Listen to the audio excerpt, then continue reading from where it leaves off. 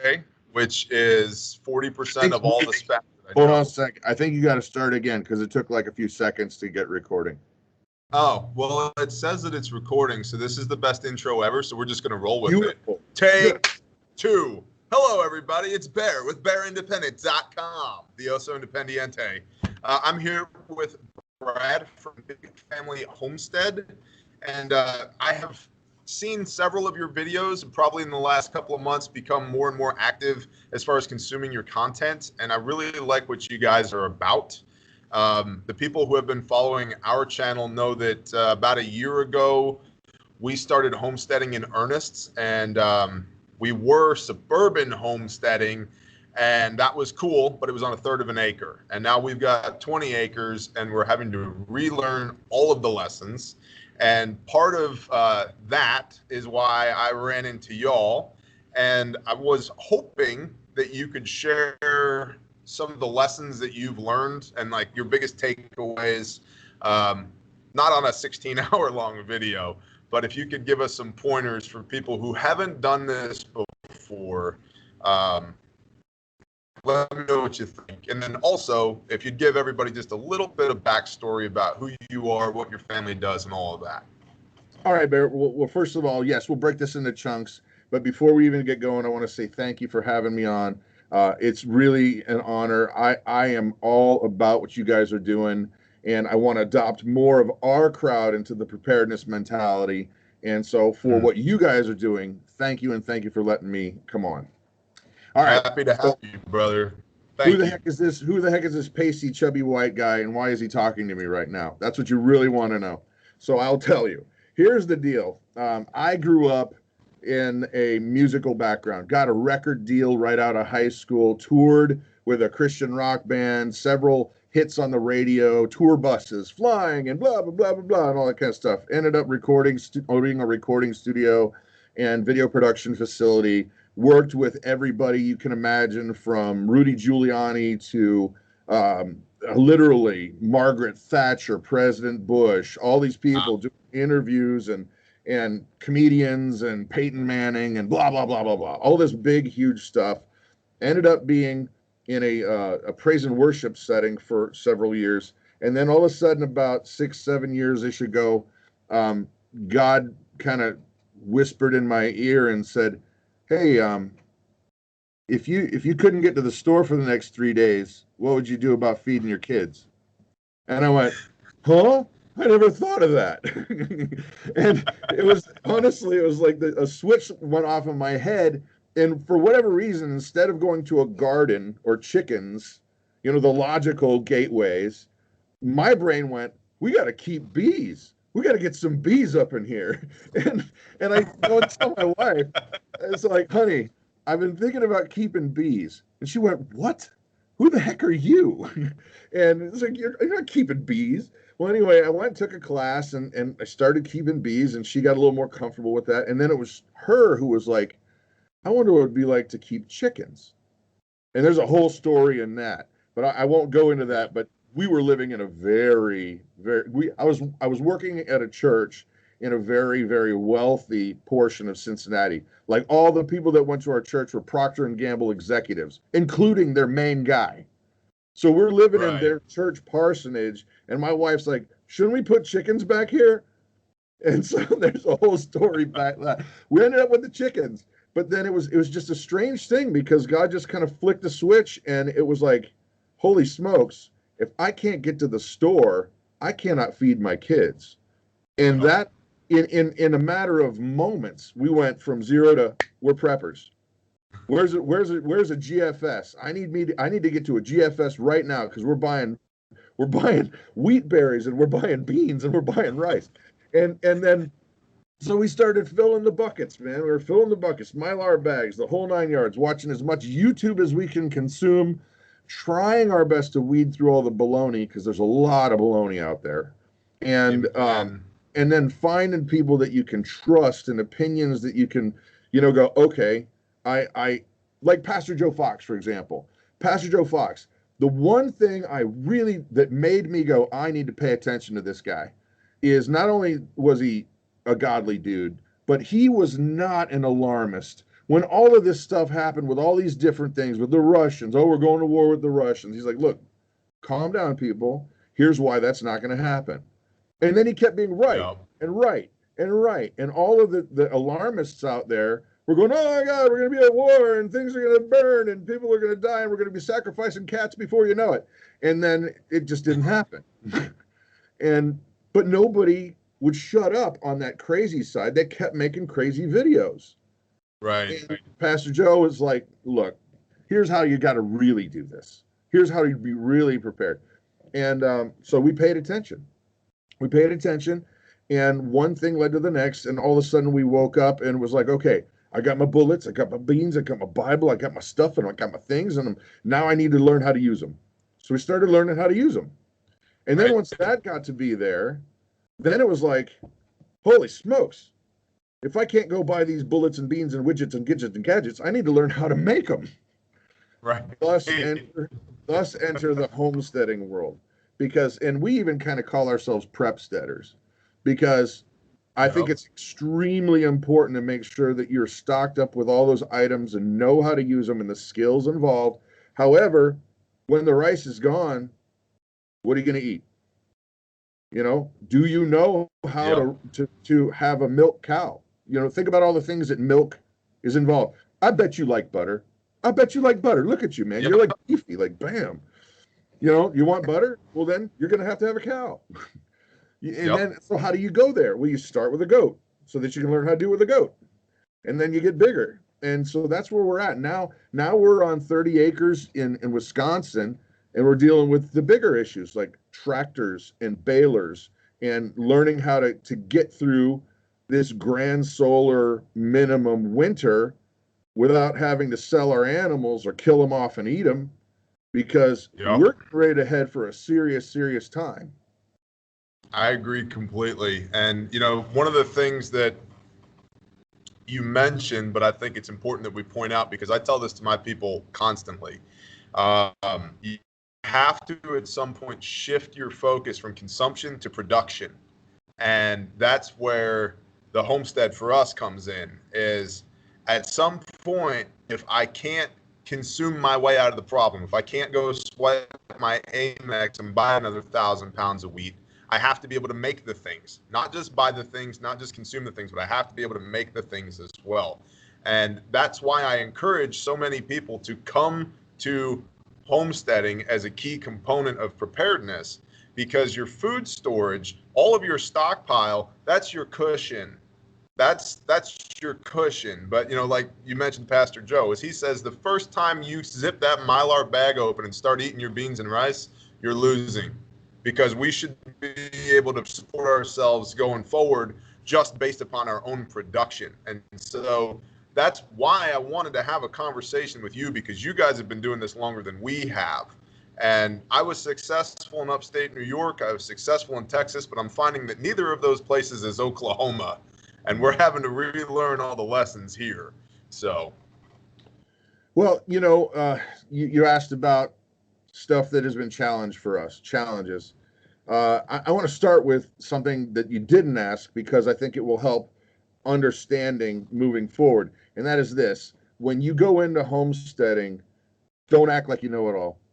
Do not act like you know it all. Have a teachable spirit. Find people that know what the heck they're doing in your area. Your soil where you live is completely different than the soil where I live. And to think that just because you have a good understanding of what it is in New York does not translate to Oklahoma. And some things may, but overall, you're going to have to relearn the lessons, like you're saying. But I think it's important to have a teachable spirit. Find the people in your area, because there are people out there who are switched on now, who are watching what's going on. A lot of the older folks who are going, you know what? I see them. I see what they're doing, and they're trying. And even if you're not on YouTube or whatever, what can happen is people will go, oh, wow, they're actually out there trying to do that. Maybe I should give them a little bit of information. And so with that said, lessons we've learned, man. Oh my gosh.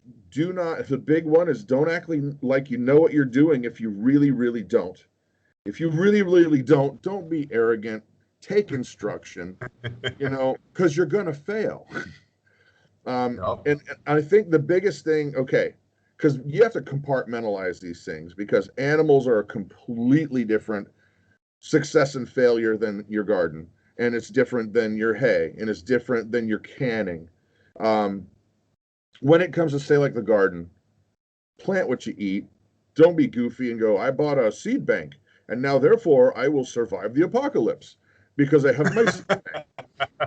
You know what? It's just not going to work that way. We're at 7 years in from our gardening experience. And I can tell you this, we're still nowhere near what we would need to produce all the food that my family would eat, because we're still learning lessons. But the big one with gardening is plant what you eat. Plant what you eat. Don't plant a bunch of junk you're not going to eat, because you're just wasting your efforts. And even if you got a good crop of that, you're wasting your time. What are you going to do? Give them your pigs? Well, I guess you could. You could give them your pigs, but, well, you wouldn't give them to your pigs because you probably don't have pigs, but that's a whole other topic. That's a whole other story for another time. No worries. I got to be honest, though. Man. You're missing out on the BLT, but that's just between brother to brother. So, have you had beef bacon? Bro, beef bacon. Let me tell you. Oh my goodness. Beef bacon. That's all I'm going to say on the subject. Okay. So, animals. Continue. Animals. When you're raising animals, start small. Do not get more than you can handle. And I'm saying, like, if you've never done chickens before, get 4 chickens. Don't go buy 20 chickens. You will be making a huge mistake, because there's all kinds of stuff that you have no idea about. Whether chickens get weird croup, or whether they go broody, or whether this or that or that. There are a million things dealing with chickens before you scale up. Start small, because what happens is you can get overwhelmed in a nightmare fast, and then you've got dead animals, and it's your fault. Like I said, if you're like worried about protein, I want to be able to restock protein. One word for you, babies: rabbits. Start with rabbits. Yep. Why? Because they produce like rabbits. And in terms of percentage, in terms of ROI, return on investment for your protein, you have to put the least amount of effort and food into rabbits to get the most amount of protein back out. Number one. Number two, they're quiet. They're not like, even if you're in a suburban setting, even if you have an HOA, let's say you live in a house in town and you've got an HOA. HOAs consider rabbits as pets. You can have them anywhere you want. So, and rabbits are easily scalable. You can take 4 rabbits and make an immense amount of rabbits really quick. So if you had to scale up all of a sudden, like something happens, you're not going to be without meat. Start small. That's a huge one. Start small. And I think probably the biggest one, this is the biggest one overarching everything. And this leads to all of the mistakes. You want to jump in and you want to do it all at once. Don't do that. Don't be like, I'm going to have a massive garden and I'm going to go buy 4 cows and I'm going to have beef steers and I'm going to hay my own thing and I'm going to do this all at once if you've never done it, because you have no idea the amount of work, effort, mistakes that are going to go into each one of these things. And if you're talking about animals, you're talking about lives. And frankly, you're responsible for that. It is your job to take care of those animals. The only bad day that animal should ever have is on harvest day, and it should only take a moment. Every other day should be awesome. And that's how we should treat our animals, because that's how we're supposed to. It's in the word, and it's how we're supposed to morally, ethically, responsibly. And so don't overdo it. Get information from the locals. Don't be arrogant and think you know it all, and go one step at a time. That's awesome. You mentioned rabbits. When we were in North Texas, we had rabbits in our backyard. We were on a 1/3 of an acre in suburbia, and you would have never even known they were there. We had 3 does and a buck, and in a year, we gave away 2 other colonies of a buck and 3 does each. and I processed rabbits till I was blue in the face. We had rabbits galore. So it's an excellent protein source if you're eating things with paws. So I wanted to ask you as well, what are some things that kind of took you by surprise with the homesteading thing, where you had this expectation that it ended up being this completely other thing? Like, just a brief example. We thought we were goat people until we got sheep. And now I'm like, sheep are the easiest thing ever, man. Goats are like having lots of toddlers, and sheep are just dumb and happy and stay where you put them. You know, have you had any realizations like that you've learned from the doing? Yes. Yeah, a lot of those. A lot of goats too. Like, if you've ever had a male goat and it's his time, they are freaking ridiculously disgusting. And I did not know that about the goats before we got our buck. And then all of a sudden he's covered in, let's just say, all manner of fluids, not just pee, all manner of fluids. Yeah. And then you go in there and you're a potential target, no matter what, for all manner of fluids.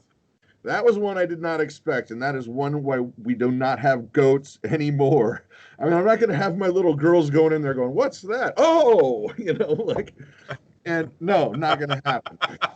So let's just say the barn became off limits for about 2 weeks till we could rehome Zeus, our buck.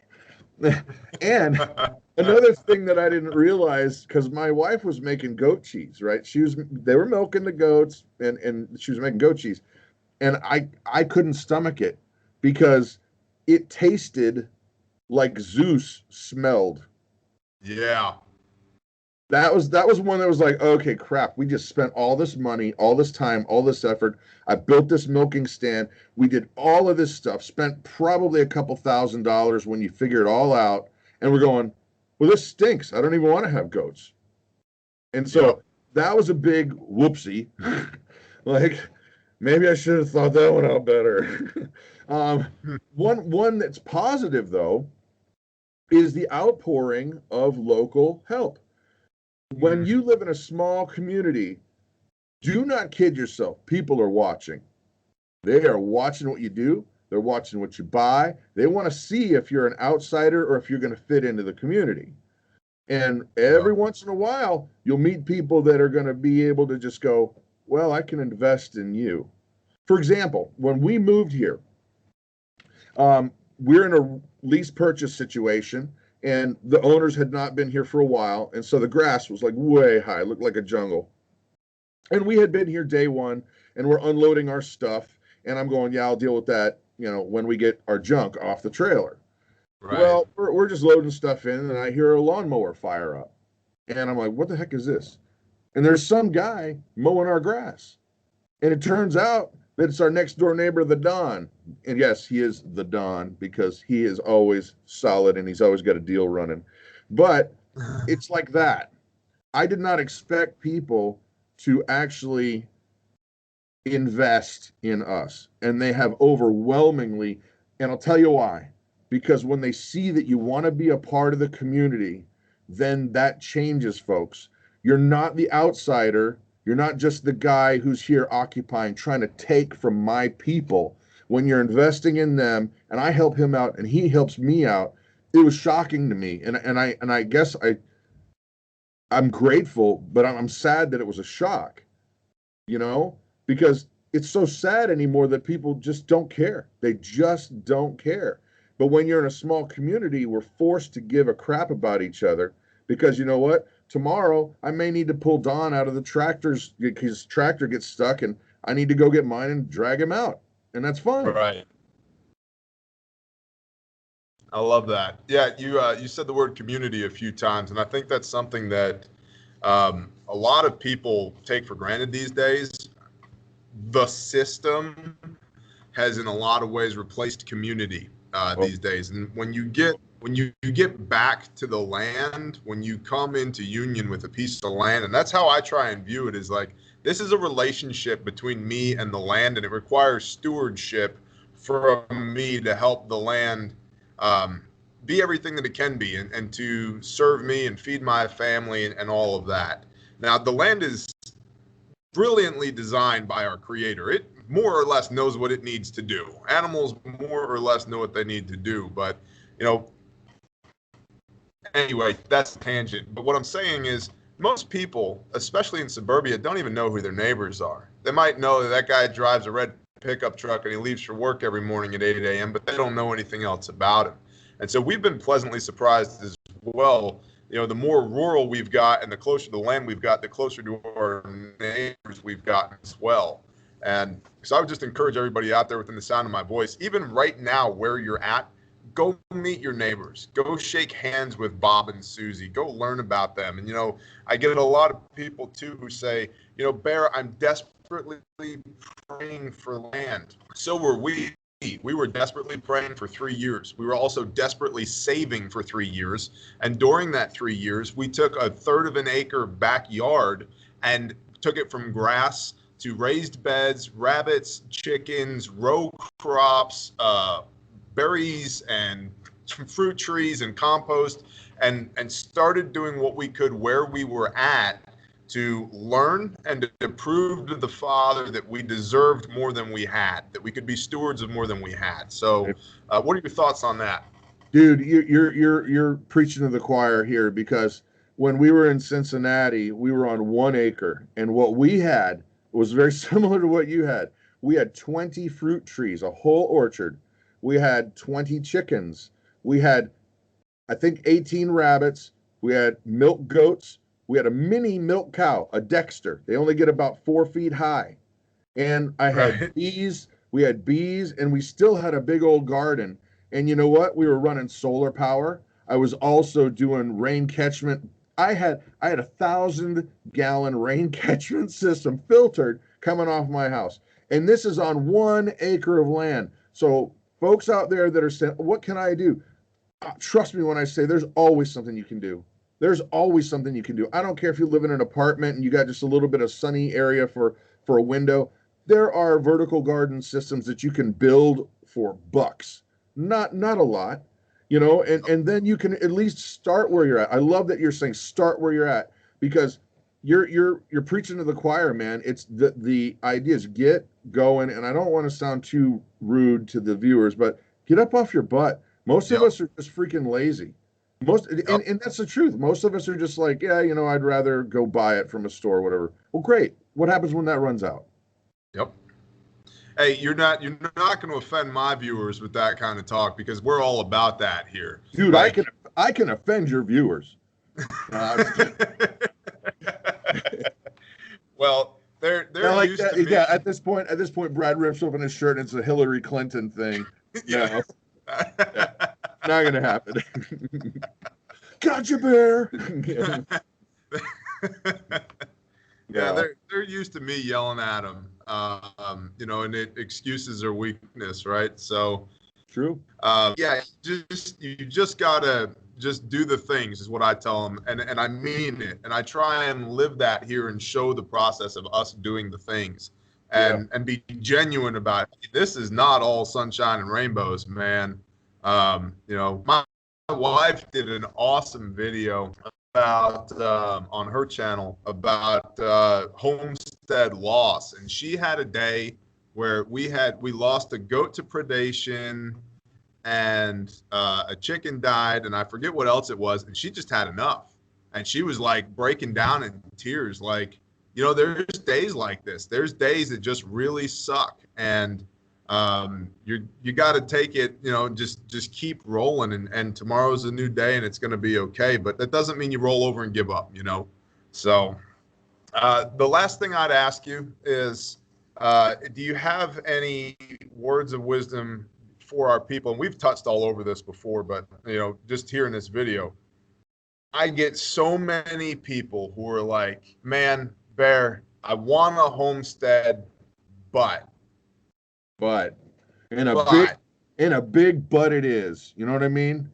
And I'm not trying to make light of their situation, but what I'm saying is there's always something you can do.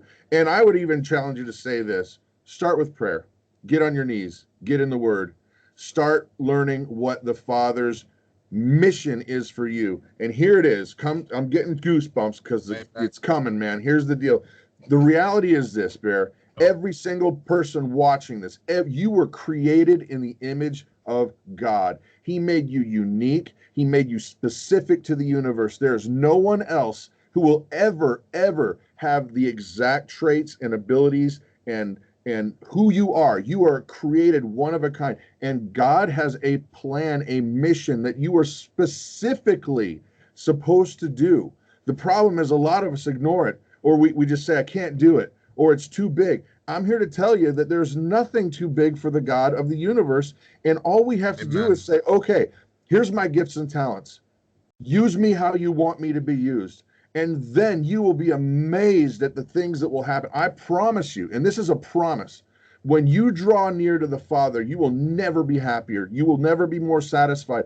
Even if you are drag butt tired because you've been haying all day and you've never done it, you'll feel satisfied and you will feel fulfilled. I'm here to tell you, here's the deal, folks. God does not always call the equipped, but he always equips the called.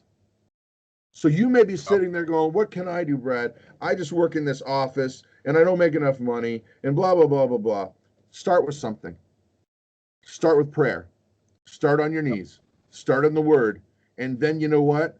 God does not always call the equipped. There may be somebody out there like Bear who is like the ultimate prepper, and maybe he's just not doing what he's supposed to do. Well, what about that? Maybe the guy who's just willing is just going to be like, well, I'll go. God does not always call the equipped, but he always equips the called. So, all right, stepping down from my soapbox. No, I love it, man. I tell people all the time, man, the how is none of our business. I'm not in the business of how. The Father is in the business of how. I have the same arrangement with the Father as Moses did. And I'm not saying I'm Moses, but it's simply this. I will show up. When you say go here and do this, I will show up. And from that point forward, I don't have a clue what's going to happen because the how is not my job. Yeah. That's his job. But it's the coolest thing, man, because I can show up in Florida with a bunch of people I never met before and need a backhoe to knock down a house for a disabled veteran, and I can't find one. There's none in between the Carolinas and Texas. There are 0 backhoes. And then I can go to prayer. I can do a live stream on YouTube and say, hey, guys, we need to pray over this. And an hour later, we have 2. We go from 0 to 2 in an hour because the Father's in charge of the how. We just show up. And so, yeah, man. We're in lockstep, brother. We're in lockstep. Yeah. Even though I might have a few more pounds than you do, I'm kind of, I guess they call it fluffy, but I'm working on that. Hey, and I know Pastor Joe Fox is like, lose some weight and get to the eye doctor, and I agree. You know, but the reality is this, is if there's starvation out, I'm going to live longer than you. So there you go. Right. I'm going to make a shirt. Me and Squid were going to make a shirt that said, I'm not fat, I'm just storing calories for the apocalypse. And we thought that'd be a really good shirt. I love it. You got to send me. You got to send me a 3X. Yeah, I will. I'll hook it up.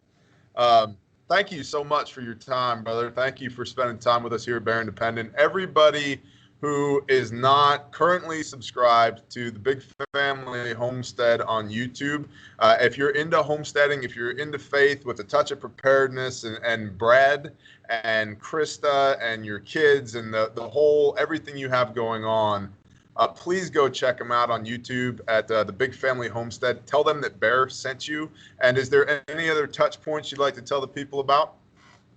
You know what? I know your crowd is different than ours, and I reached out to you intentionally because of that. Because we need to build community. And there are things that I am good at that you may not be good at. And there are things that other guy may be very good at that you're not good at or I'm not good at. And we need to knit these things together And so you guys may have a more gung-ho kind of let's get out there and, you know, wrestle bears or all the stuff that you guys do, which is awesome. But just look at us with a kind eye, understanding that we're trying to bring gently people along, and we're trying to gently go, okay, look, here's what we're doing. This is our life. Here's why it's important. Now let's move to the next step. You know what? Something just clicked in my brain, because I get so many of my viewers who are like, Bear, how do I get my mom, cousin, aunt, uncle, dog, cat, goldfish on board with prepping? Yep. Well, I'm very to the point. Like, listen, here's the deal, you know? Whereas you guys are saying the same things, but you're saying them from a different angle and you're saying them in a different way. And so I think it would make sense for people if you have somebody that you care about, that you're trying to get into preparedness, maybe the voice that they need to hear is Brad's and not mine, because I'm not for everybody, right? And you guys approach the same concepts from different angles, and you're much more approachable than I am for a lot of people. What? So, yeah. Well, anyway, thank you dude, thank you so much. And we're on the same team. And that's, I think, what people need to hear is that, look, something's coming. We need to get ready. We need to be mentally, physically ready for whatever's coming, and do our best, and then leave the rest up to God. Awesome. Well, bless you, brother. Thank you for being here. Amen. Thank you, bro. Shalom, brother. Shalom.